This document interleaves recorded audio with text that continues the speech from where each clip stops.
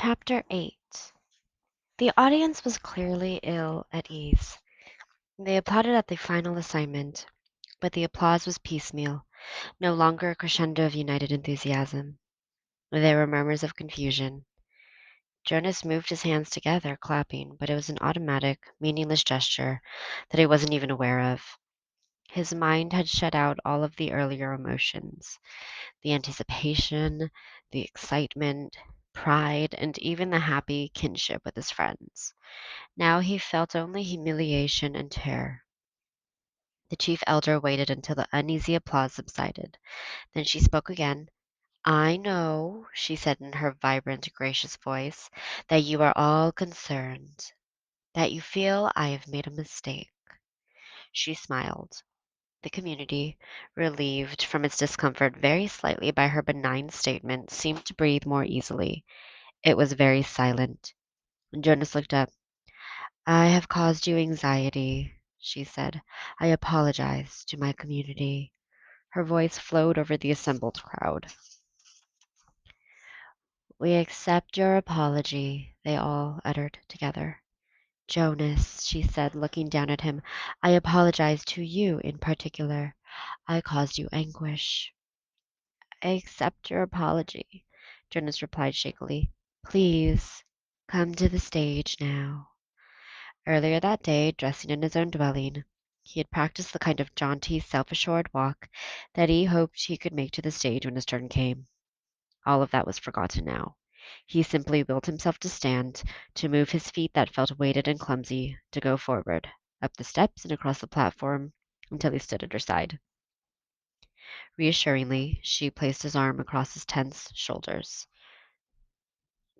Jonas has not been assigned, she informed the crowd, and his heart sank. Then she went on, Jonas has been selected. He blinked. What did that mean?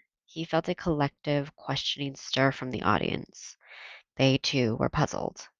In a firm, commanding voice, she announced, Jonas has been selected to be our next receiver of memory. Then he heard the gasp, the sudden intake of breath, drawn sharply in astonishment by each of the seated citizens.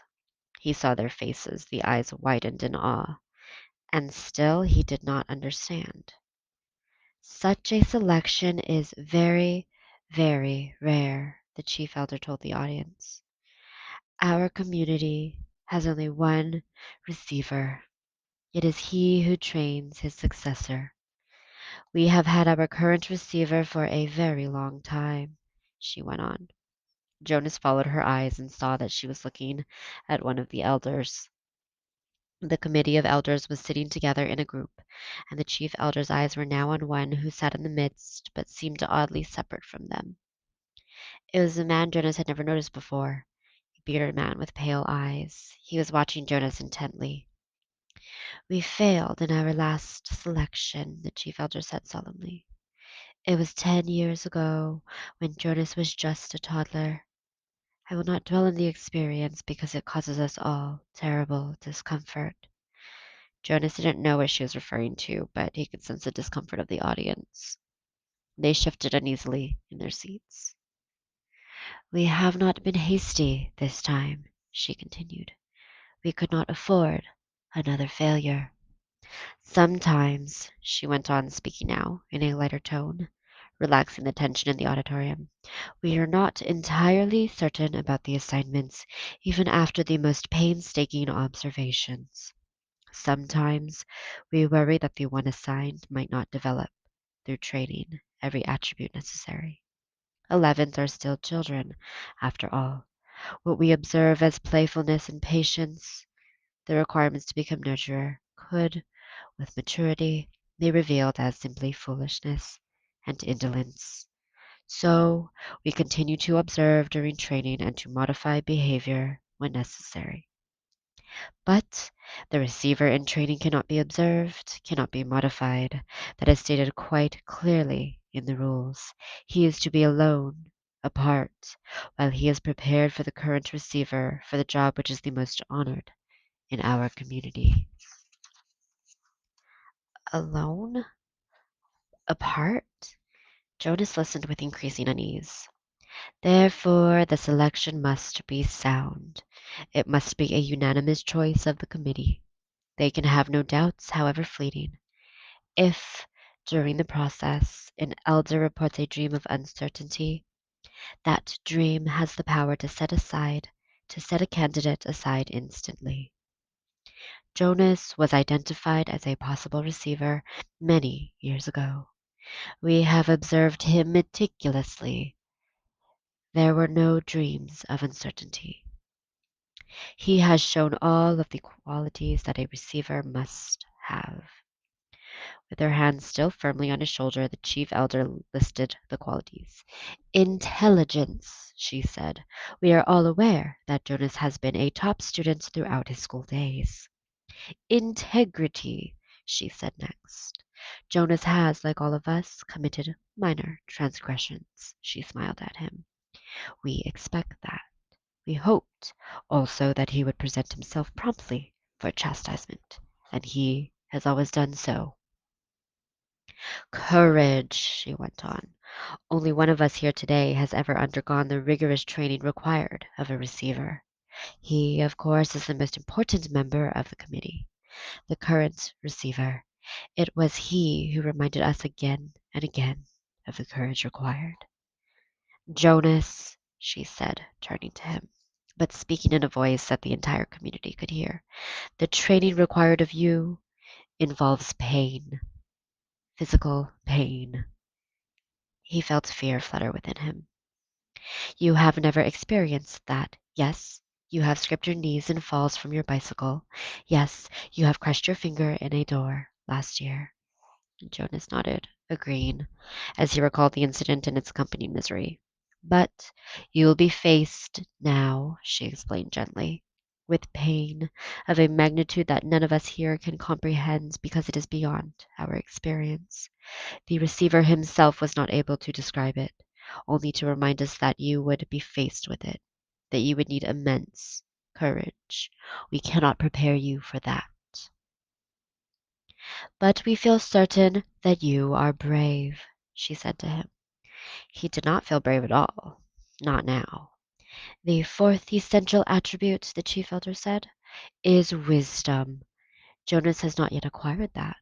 The acquisition of wisdom will come through his training. We are convinced that Jonas has the ability to acquire wisdom. That is what we looked for. Finally, the receiver must have one more quality, and it is one which I can only name but not describe. I do not understand it. You members of the community will not understand it either. Perhaps Jonas will, because the current receiver has told us that Jonas already has this quality. He calls it the capacity to see beyond. The chief elder looked at Jonas with a question in her eyes. The audience watched him too. They were silent. For a moment he froze, consumed with despair. He didn't have it, and whatever she had said, he didn't know what it was. Now was the moment when he would have to confess, to say, "No, I don't, I can't," and throw himself on their mercy. Ask their forgiveness, to explain that he had been wrongly chosen, that he was not the right one at all. But when he looked out across the crowd, the sea of faces, the thing happened again. The thing that had happened with the apple. They changed. He blinked, and it was gone. His shoulders straightened slightly. Briefly, he felt a tiny sliver of sureness for the first time. She was still watching him. They all were. "I think it's true," he told the chief elder and the community. "I don't understand it yet. I don't know what it is, but sometimes I see something, and maybe it's beyond." She took her arm from his shoulders. "Jonas," she said, speaking not to him alone, but to the entire community of which he was a part, "you will be trained to be our next receiver of memory. We thank you for your childhood." Then she turned and left the stage, left him there alone, standing and facing the crowd, which began spontaneously the collective murmur of his name. Jonas. It was a whisper at first, hushed, barely audible. Jonas. Jonas. Then louder, faster. Jonas. Jonas. Jonas. With the chant, Jonas knew the community was accepting him and his new role, giving him life the way that they had given it to the new child Caleb. His heart swelled with gratitude and pride. But at the same time, he was filled with fear. He did not know what his selection meant. He did not know what he was to become or what would become of him.